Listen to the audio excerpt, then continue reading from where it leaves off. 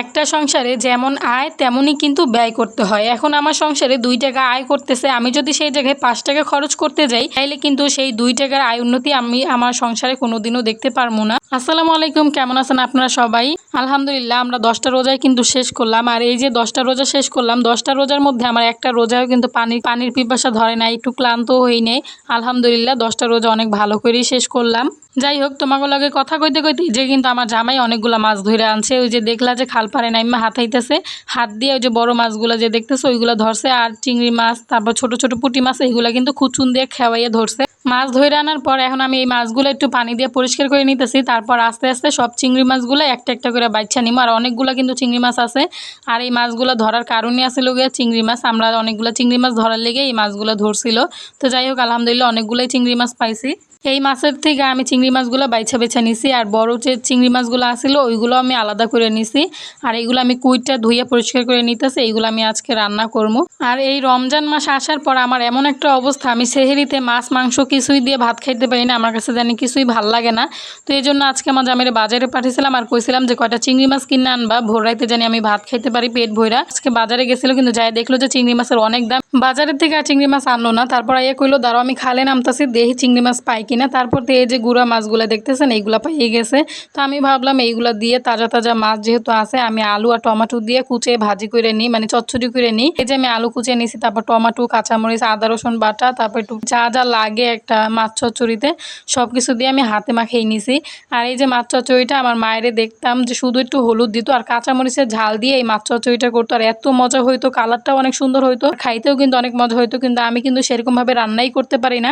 যাই হোক, মায়ের হাতে রান্নার তো কোনো তুলনা হয় না। আর আমি কিন্তু আমার মায়ের হাতের রান্না প্রায় 3 বছর ধরে খাই না। এজন্য মায়ের হাতের রান্না অনেক মিস করি। আমি সবসময় রান্না করতে গেলে মায়ের হাতের মতো রান্না করতে চাই, কিন্তু পারি না। গুঁড়ো মাছ চচ্চড়িটা হয়ে গেছে, এখন আমি চিংড়ি মাছ কয়টা রান্না করে নিব। আর এই যে চিংড়ি মাছ রান্না করতেছি, এই জায়গায় কিন্তু আমি কাঁচামরিচ থেতলে দিছি, মানে ঠেইচা তারপর কাঁচামরিচ দিয়ে চিংড়ি মাছ দিয়ে রান্না করতেছি। আর এই রান্নাটা কিন্তু আমাদের বরিশালের অঞ্চলে অনেক খাওয়া হয়। চিংড়ি মাছ আনলে মানে তাজা তাজা চিংড়ি মাছ দিয়ে কিন্তু বেশি করে কাঁচামরিচ ঠেইচা দিয়ে তারপর রান্না করে। সামান্য একটু হলুদ, তারপর একটু মরিচ, যেহেতু কাঁচামরিচের ঝাল আছে এই জন্য গুঁড়া মরিচ অল্প দেয়, তারপর একটু লবণ দিয়ে সবকিছু দিয়ে কষিয়ে ভালো করে রান্না করে নিব।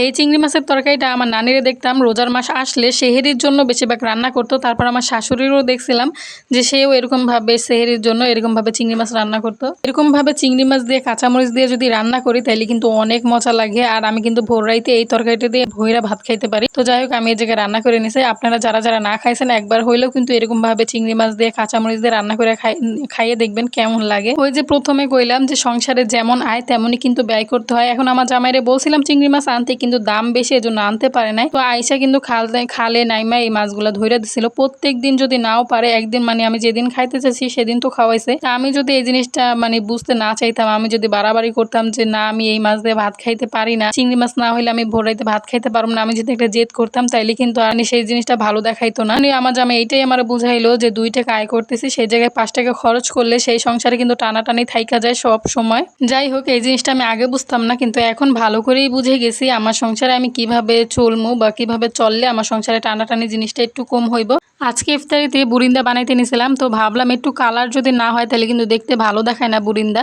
তো আমার ঘরে কোনো রকমের কালার নাই, এজন্য আমি পুঁই শাকের আটি নিয়েছিলাম। পুঁই শাকের আটি দিয়ে আমি কালার বানিয়ে নিয়েছি। পুঁই শাকের আটি দিয়েও যে এত সুন্দর কালার করা যায় আমি আগে জানতাম না। আজকে প্রথমবার আমি ট্রাই করছি আর অনেক সুন্দর একটা কালার হয়েছে। আমি লাল কালার করতে চাইছিলাম, লাল কালারই হয়েছে। বুরিন্দা ভাজার পর চিনি দিয়ে শিরা বানাইয়ে তারপর কিন্তু আমি বুরিন্দাগুলো ভিজিয়ে নিয়েছিলাম। আর আজকের ভিডিওতে মানে বুরিন্দা বানানোর আইডিয়াটা তোমাদের কাছে কেমন লাগছে অবশ্যই কিন্তু কমেন্ট করে জানাই দিবে। আর আমি কিন্তু আগে কখনোই করিনি, আজকে প্রথমবার করছি। তোমরাও চাইলে কিন্তু ট্রাই করতে পারো এরকমভাবে। আজকের ভিডিওটা এ পর্যন্তই। আল্লাহ হাফেজ।